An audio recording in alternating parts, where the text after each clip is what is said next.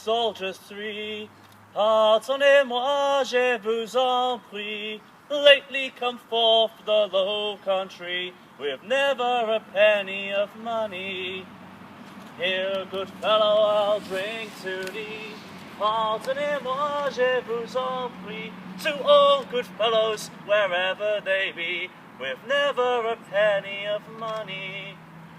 Here, good fellow, I'll sing you a song, sing for the brave and sing for the strong, to all those living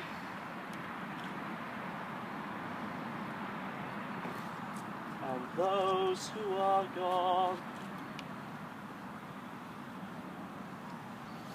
Never a penny of money.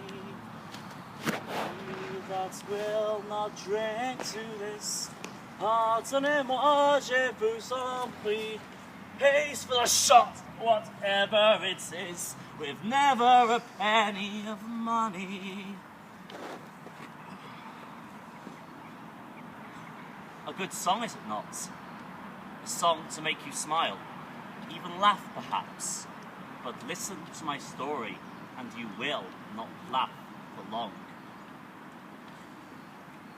Was it 5 months since that this sad war began? It does not seem it, but so it is. So many long, hard miles, so many long, hard fights. So many good men lost, aye, and never a penny of money into the bargain. Let me tell you my tale from the beginning. My home, if home I can still call it in these desperate times, is the town of Warwick, where my father is a nail maker, and still is, I dare say, even if his nails be now melted down into pikeheads.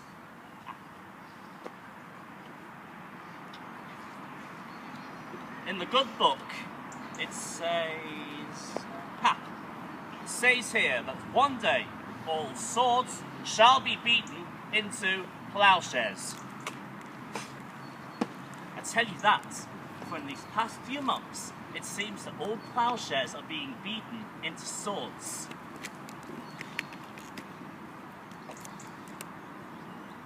Have you ever tried making nails?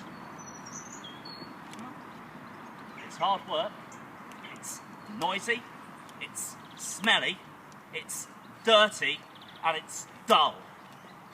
Not to mention a harsh word and a blow for every slip.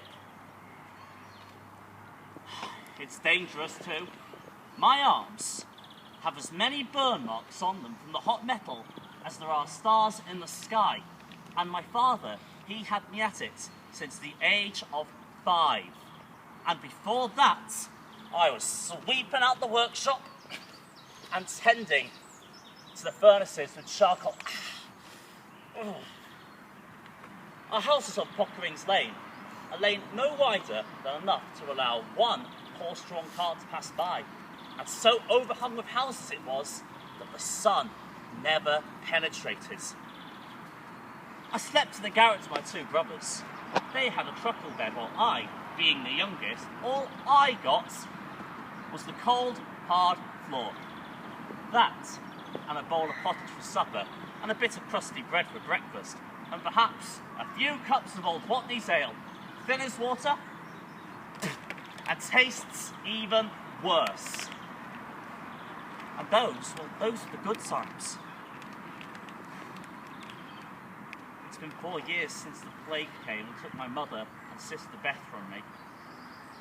It was high summer, but I remember it a dark, dark time. Still cold screams and cries. And the scent of the nosegays we put on the ends of their beds to drive away the fumes which all who knew caused the pestilence. Father took to the drink more, meaning that less nails were being made, meaning there was less food to eat. Well, not that it was worth eating in the first place. I've seen pig swill that tasted better. But life went on, and I dare say it would have done, had it not been for the war. At first, we thought nothing of it. Yes, there were tales of wars in High Germany and places such like, but this is England. This is a place where honest men can carry out their work in peace. Why, there hasn't been a shot fired on these lands since the days of good Queen Bess. God rest her. Yes, there were troubles between king and parliaments, but they were for the gentry, and did not concern the likes of us. However, during the reign of King Charles, it became clear all was not well. Indeed, even less well now. Take selling nails for an example. In the old days, if we made 100 nails, that would be roughly 100 farthings. But the king, he had granted a monopoly to some tosspot merchant in London. What a monopoly was, I couldn't tell you, but I knew what it meant right enough. Sure enough, every year, come Martinmas, we would have to pay £1 whole just to be able to continue to trade.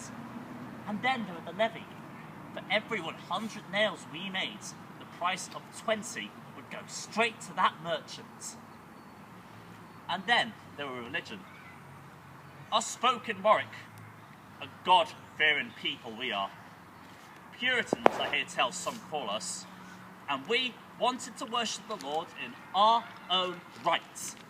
But the king had appointed a new archbishop who favoured the papist ways, communion rails and stained glass, and wanted every church in England to use the same book of service.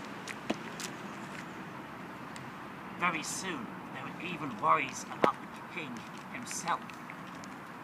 Defender of the faith, they tell me it says on the coins. And yet, the king was married to a Catholic princess. And what's more, a French Catholic princess who wanted nothing more than to turn us into papists. And even worse, Frenchmen. Oh. Very soon, there were even, well, I remember Mary, quite contrary, we used to call her. I remember the children used to sing songs about her. Mary, quite contrary, how does your garden grow? With silver bells and cockle shells and pretty maids all in a row. Right unhappy we were, but no one ever thought of fighting the king. In fact, it appeared that all might be well. Parliament had met in London, and we heard tell that the king lacked the stomach to brazen things out. Not one finger did he raise when his enemies in Parliament came to arrest Strafford, his chief adviser, and accuse him of high treason. The king also had to agree that Parliament should meet once every 3 years, all taxes should be agreed by Parliament, and, what's more, no more monopolies! But then came Ireland. All the world knows the Irish.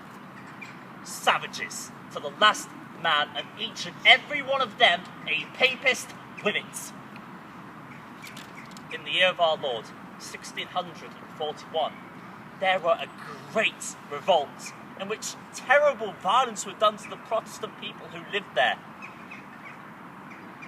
How many of those God-fearing people were killed? Only the Lord knows. But the number ran into the thousands, there weren't a doubt about it. And we were rightly terrified. What if the Irish crossed the sea? All we had were the trained bands, Sunday soldiers who could barely fight their way into taverns. And once inside, there were no way they were going to be able to fight their way out again. No, a real army were needed, no one doubted. But therein lay the rub. You see, both king and parliament, they thought they had the right to command it. Neither side trusting the other, they weren't able to settle their differences, except that both should raise armies and fight one another, until one side or the other had prevailed. War had come. But where did that leave us poor folk in Warwick? Well, the first we heard were when the soldiers came. A tall sergeant with a face so scarred it were enough to curdle cheese. 2 men with muskets and the drummer. There they stood at the market cross, the drummer making a tune fit to raise the dead, and the tall sergeant bellowing out, "To all those willing to sustain the rights of Parliament, for the liberties and laws of England, I pray, come, step forward, make your mark, and receive a warm welcome. There will be clothing," he said, "food and ale, money also, and you would be remembered as heroes, one and all." And you wouldn't even be commanded by some foreigner from London, but rather my Lord Brooke, a great man in these parts, a much renowned scholar, and indeed a good Puritan. In the good book, there was a story that the Lord sent down manna to the Israelites out wandering in the desert. To me, the sergeant's words had just the same effect. So long as the Irish did not come and murder us in our sleep, and we were able to continue an honest living, I couldn't care less about the troubles between king and parliament. I could even live with this prayer book. But to be offered clothing when you have none, that is something. And food and money even more. As for my life of curses, blows, and living in a stinking hovel, well, that would be some sacrifice, I tell you. And who knows? I might even come back a gentleman with a fine plumed hat and a buff coat, stitched in gold lace like that of the sergeant's wearing. That would be quite something. Father would be angry, of course, but he could run for all he chose. The sergeant did not look a man who would turn me down in a hurry. In a trice, the deed were done. Shake my hand. Thank you, good sir. And that very afternoon, I found myself walking through the gates of the castle that overlooked our town. I was told to bed in the storehouse at the foot of one of the towers. Oh, it were a fine first night, I tell you. There were good ale, white bread, and a mutton stew I had never tasted anything like in all my days. As for the promise of 7 silver pennies a day, well, that is a comforting thought. There were some great lads also. There were Luke, the carter's boy, Will, the ploughboy from nearby Heathcote, John, the tanner's apprentice, and lastly, Eli Watkins, son of the innkeeper. We truly were an army of butchers, bakers, and candlestick makers. But that night, it mattered not a whit. We laughed. Great cards. Right. Let's see.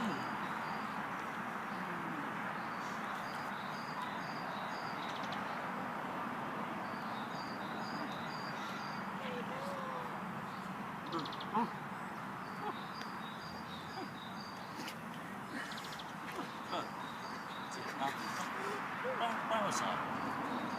Oh, yes, I remember now, I'm sorry. Right. The next day, we were told to parade in front of the great trestle tables piled high with clothing. There were shoes, shirts, coats, caps, even knapsacks for which we could put our food in. Well, very soon, the lads and myself, we were strutting round as proud as anything in our new clothing. But it's all very well looking like a soldier. You had to learn to be a soldier.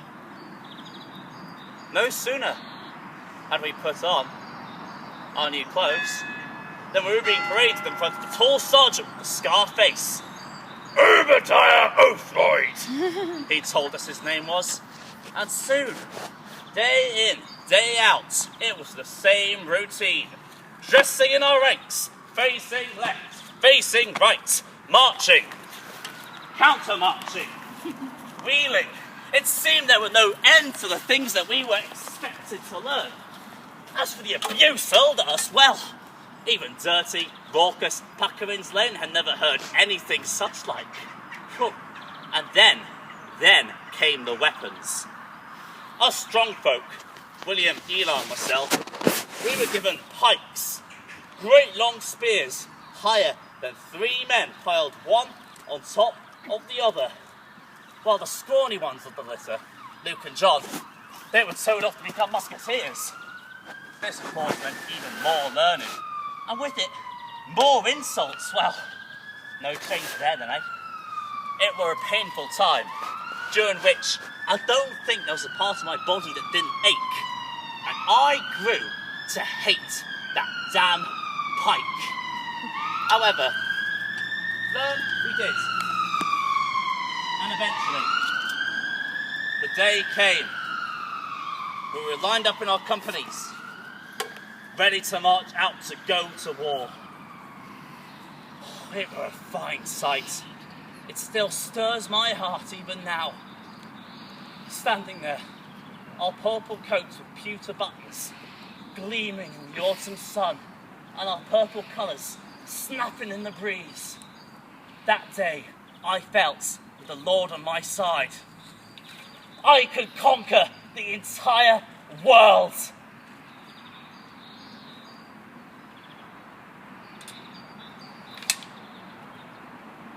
But that was when the magic ended. Hardly had we left the gates of Warwick even, then great, dark clouds began to gather around us, and soon rain were coming down in torrents, as if in the days of old Noah.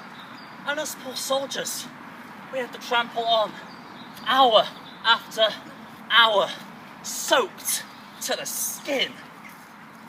The captain of our company, John Nilburn, he did all he could to keep up our spirits, but good words are poor proof against the rain and the cold, and it were a sorry regiment that trampled on through the autumn mud.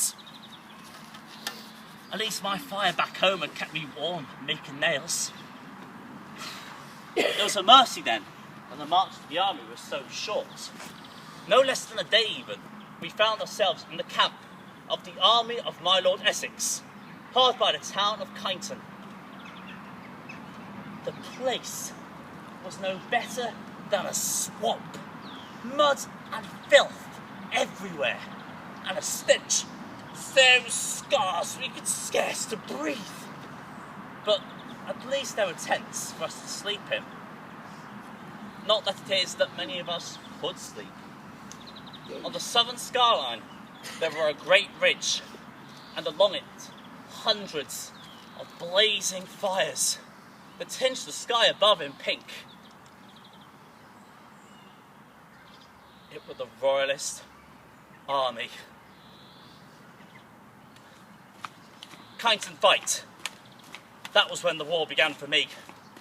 The next day, the 23rd of October, in the year of our Lord, 1642, the army were drawn out upon the fair field of Kyneton, much cut about with hedgerows and ditches.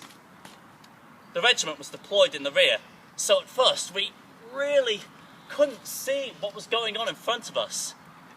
It appeared that the Royalist Army had come down off its ridge and were deployed upon the plain in front of us. We stood there,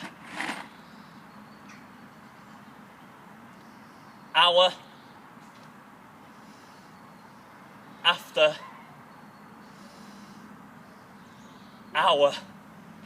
At time, I confess, I found it as difficult as anything I'd ever experienced. And the day were much advanced when the fighting began. With a great crash, the Royalist guns opened fire, and suddenly the line ahead of us could be seen to buckle and sway like wheat driven before a storm. And such a storm it was. Our guns responded to theirs in kind, and soon the air rent with a thunder of a kind I had never heard. For mercy, no balls came near us, except just the one, which I saw hit the muddy ground in front of us, bounce and come creaming over our heads with a scream worse than that of any devil. It were enough to make a man turn and run. But there stood Captain Nelburn. At the sight of the ball, he laughed and said, "Why, boys, these royalists are poor hands at skittles." To which we laughed, and I tell you, we felt a lot better for it. In truth, though, us butchers, bakers and candlestick makers needed heartening, and that right soon. To our left and right, the line were closed in with great forces of mounted troop, and from both blocks alike came a great and ragged firing that was hardly spent before the riders turned their horses and galloped off across the plain, as if Lucifer and a very legion of devils were at their heels. Through the smoke came hundreds of horsemen, dressed in blue and red and green, their cornets drawn out in front of them, and their swords heading straight for us. We shook with terror, fearing they would turn upon us. But they spared us not a glance, and instead swept on by and disappeared towards the town of Pinton. There were many fearful glances in that direction, but again, Captain Lilburn were among us. "Well, boys," he said, "it appears them bold cavaliers are too feared to fight you, and have gone to seek easier prey elsewhere. Be of good cheer, and we shall yet strike such a blow for liberty that will echo down through the ages." That moment came upon us all too soon. It were a cold day, but I was soaked in sweat and as thirsty as anything. Oh, I'm not a very religious man, but I prayed. All I could say, over and over, "The Lord is my shepherd, I shall not want. The Lord is my shepherd, I shall not want. The Lord is my shepherd, I shall not want." Except I did want, and that was to be as far away from here as possible. But I could not move, for I was stuck on the very front rank of the pike, and scarcely able to move in my place. Ahead meanwhile, I could see nothing but confusion. Great clouds of smoke, occasional figures trickling black from our lines, and big blocks of men heaving to and fro, whilst neither moving forward nor back. All that was clear was that the royalist army had pressed to the attack with a resolution worthier of a better cause. And then, suddenly, the picture changed. The trickle of men heading towards our rank became a stream. The stream became a river, and the river became a flood, and once more hundreds of men were heading in our direction, and this time they were heading straight for us.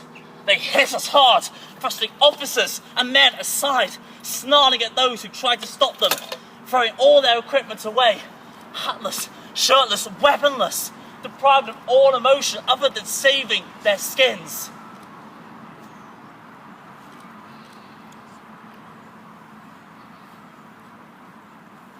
And then, they too were gone. Through the smoke. The officers ordered us back and praised us for our courage, keeping us looking forward. But where my courage were, I cannot say, for feel I could not. Looking up, I described the enemy. Rank upon rank of dark figures emerging through the smoke. Drums beating and colours high. It was enough to make even the bravest of us turn and flee. But flee we did not. And then, our drums were beating the preparatory, and we were stepping out across the plain towards them. 50 paces, 100 paces.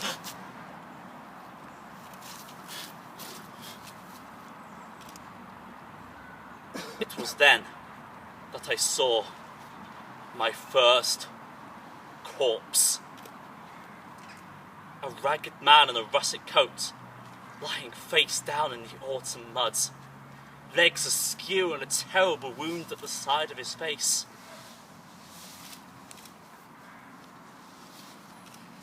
But there were no time to look closely, for soon we were stepping into range to fire upon the enemy, and for them to fire upon us too. Our musketeers from both sides of us presented their pieces and fired, and in front of me I saw men fall as if struck by some great hammer. But it wasn't enough, and soon from their block came columns of smoke and jets of flame, and around me I saw men fall. I turned to look at Eli, who was standing next to me, and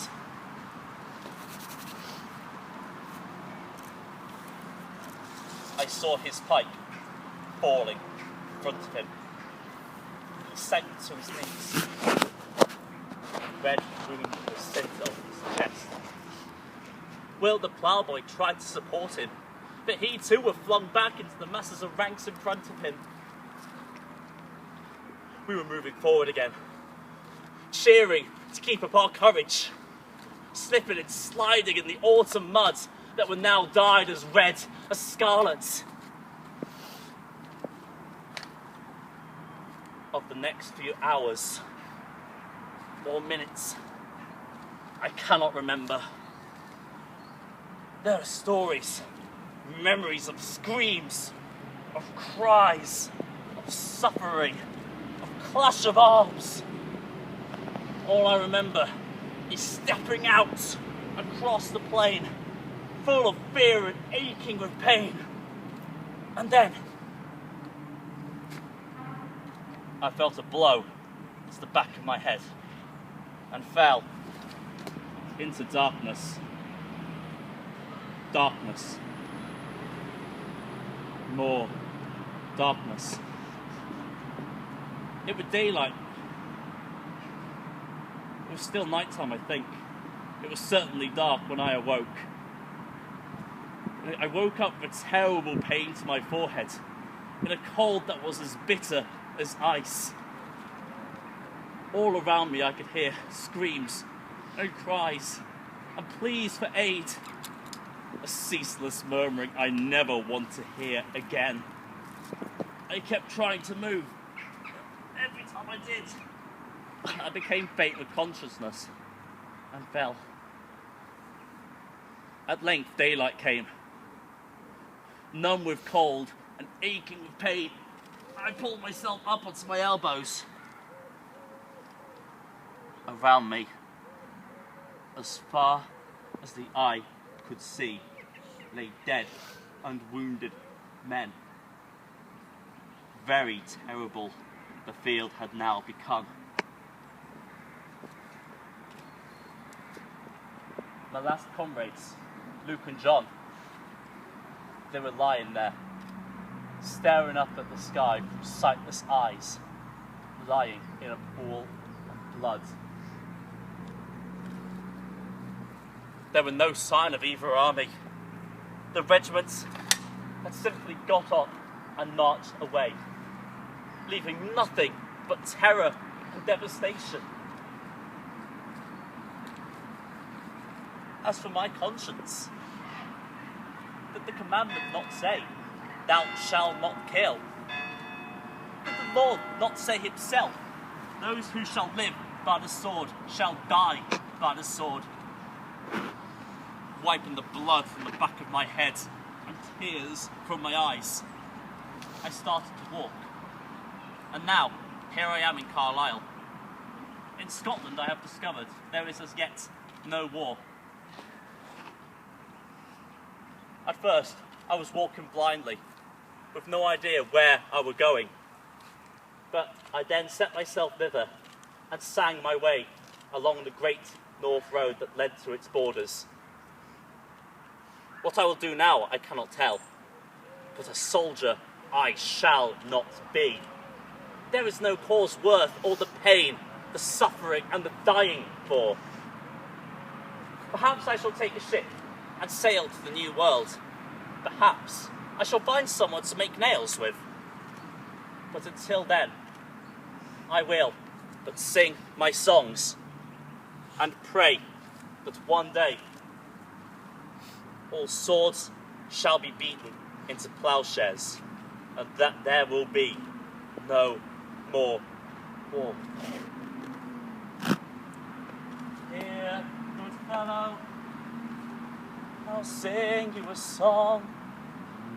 Sing for the brave and sing for the strong,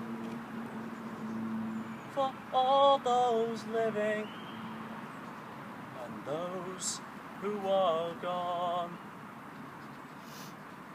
With never a penny of money,